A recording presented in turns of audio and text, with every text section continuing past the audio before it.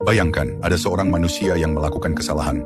Namun saat malaikat hendak menulis dosanya, tangannya justru berhenti di udara.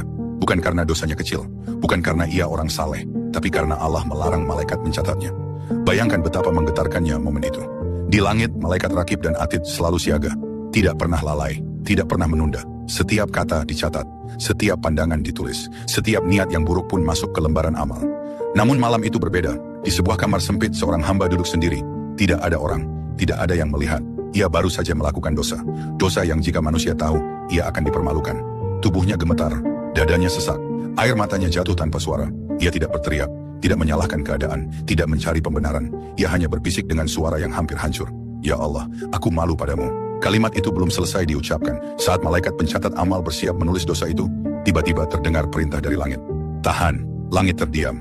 Malaikat terkejut. Allah berfirman, hambaku belum selesai berbicara kepadaku. Hamba itu menunduk lebih dalam. Tangisnya pecah, dadanya bergetar menahan sesak yang selama ini ia sembunyikan. Ya Allah, jika engkau membukakan aibku hari ini, aku binasa. Aku mengaku salah. Aku menyesal. Aku kembali kepadamu. Saat itulah, malaikat menunggu. Tidak menulis, tidak mencatat.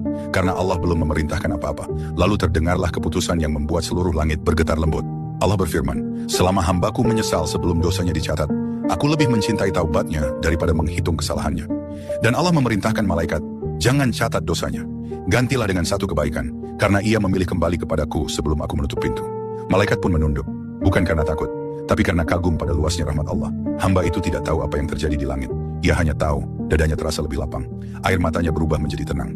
Dan malam itu, ia bangkit bukan sebagai manusia tanpa dosa, tapi sebagai hamba yang tidak dibiarkan sendirian oleh Tuhannya. Dari kisah ini kita belajar satu hal yang sering kita lupakan. Allah tidak menunggu kita sempurna. Allah hanya menunggu kita kembali. Selama lidah masih bisa beristighfar, selama dada masih bisa merasa malu, selama air mata masih bisa jatuh karena dosa, maka belum terlambat.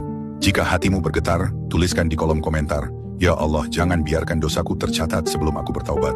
Dan bagikan, karena mungkin ada jiwa lain yang malam ini sedang menangis sendirian, dan butuh tahu bahwa Allah masih membuka pintu.